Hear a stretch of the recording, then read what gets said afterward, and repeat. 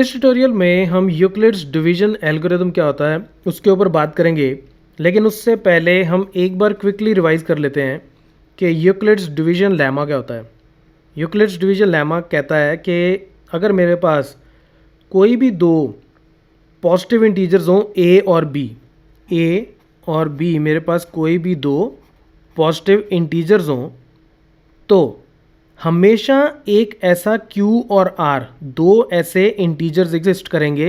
Q और R ऐसे दो इंटीजर्स एग्जिस्ट करेंगे such that A is equal to B Q plus R, यानी कि A is equal to B Q plus R और 0 is less than equal to R is less than B। Basically Q जो है वो quotient है, R जो है वो रिमाइंडर है। अगर मैं A को B से डिवाइड करता हूँ, मैं क्विकली बताता हूँ। जैसे से 16 को अगर मैं 5 से डिवाइड करूं तो 5 इंटू 3 कितना होगा 15 और नीचे बचेगा 1। तो 16 को मैं लिख सकता हूं 5 इंटू 3 प्लस 1।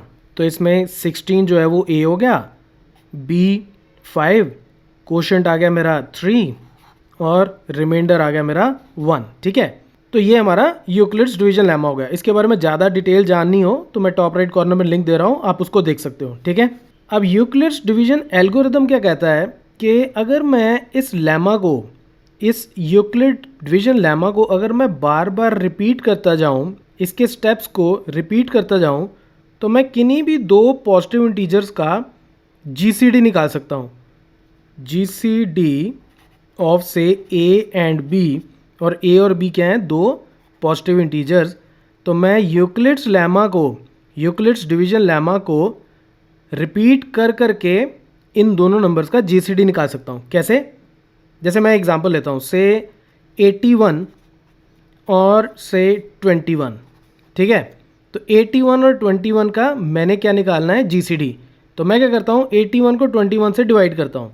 तो 81 को जब मैं 21 से डिवाइड करूँगा तो ये 3 पे जाएगा, तो कितना आएगा यहाँ पे 63। रिमाइंडर कितना बचा, रिमाइंडर बचा 18। ठीक है, तो अब 18 जो है वो 21 से छोटा है, तो अब ये आगे डिवाइड नहीं होगा। तो अब मैं क्या करूँगा, अब मैं 21 को डिवाइड कर देता हूँ 18 से। तो मैं 21 को जब 18 से डिवाइड करूँगा तो ये 1 पे जाएगा, तो कितना आएगा 18 ही आएगा यहाँ पे। तो नीचे कितना, रिमाइंडर कितना बच जाएगा 3। तो रिमाइंडर जब तक मेरा 0 नहीं होता मैं ये वाली प्रोसेस फॉलो करता ही जाऊँगा। तो अब मुझे क्या करना है, अब 3 जो है वो 18 से डिवाइड नहीं होता, तो अब मैं क्या करूँगा, मैं 18 को 3 से डिवाइड कर देता हूँ। ठीक है, तो 3 इंटू 6 इज़ 18, नीचे रिमाइंडर कितना आ गया 0। तो ये जो मेरे पास लास्ट डिवाइज़र आया, ये मेरा जीसीडी हो गया फॉर 81 एंड 21। तो जीसीडी कितना हो गया इसका, 3 इज़ द आंसर। देखो, अब इसी को मैं अलग तरीके से लिखता हूँ। अब 81 को मैं लिख सकता हूँ 21 इंटू 3 प्लस 18। ठीक है, 81 को मैं 21 इंटू 3 प्लस 18 लिख सकता हूँ, दिस इंटू दिस प्लस 18। तो ये हो गया क्वोशंट, ये हो गया रिमाइंडर। तो ये इसी फॉर्म का हो गया। यूक्लिड्स डिवीजन लेमा मैंने यहाँ पे अप्लाई करके इसको ऐसे लिख दिया।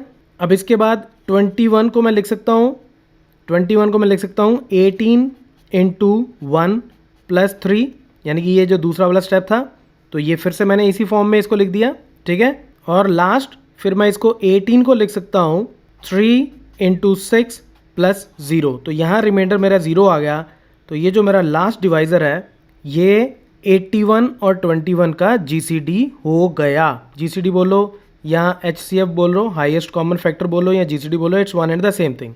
ठीक है, तो ये हमने एक एल्गोरिदम बनाया। एल्गोरिदम क्या होता है, एल्गोरिदम होता है series of well defined steps. तो ये वेल डिफाइंड स्टेप्स थे, तो इन स्टेप्स को फॉलो करके हमने दो नंबर्स का, दो पॉजिटिव इंटीजर्स का जीसीडी निकाल लिया। हम इसको वेरीफाई भी कर लेते हैं। देखो, 81 का अगर मैं प्राइम फैक्टराइजेशन करूं तो ये 3 पे डिवाइड होगा, तो ये कितना आएगा यहाँ पे 27। फिर 3 पे जाएगा 9, फिर 3 पे जाएगा 3 और फिर 3 पे जाएगा 1। तो ये 81 को मैं लिख सकता हूँ 3 इंटू 3 इंटू 3 इंटू 3। ठीक है, अब दूसरी तरफ अगर मैं 21 को ले लूँ तो 21 की प्राइम फैक्टराइजेशन करूँ तो ये 3 पे जाएगा, 3 इंटू 7 इज़ 21 और फिर 7 इंटू 1। तो 21 को मैं लिख सकता हूँ 3 इंटू 7। तो इन दोनों नंबर्स में इनकी प्राइम फैक्टराइजेशन में कॉमन क्या है? ओनली 3। तो इसलिए इसका जीसीडी क्या होगा? 3। तो ये मेथड आपने लोअर क्लासेस में पढ़ा होगा, प्राइम फैक्टराइजेशन से आप जीसीडी कैसे निकालते हो। और अब हमने क्या सीखा कि यूक्लिड्स डिवीजन एल्गोरिदम, जिसमें यूक्लिड्स लेमा को अगर मैं बार बार उसके डिवाइज़र और उसके रिमाइंडर के ऊपर अप्लाई करता जाऊं तो मुझे तब भी 2 नंबर्स का जीसीडी मिल सकता है। So that's it from this tutorial. Keep watching math mafia.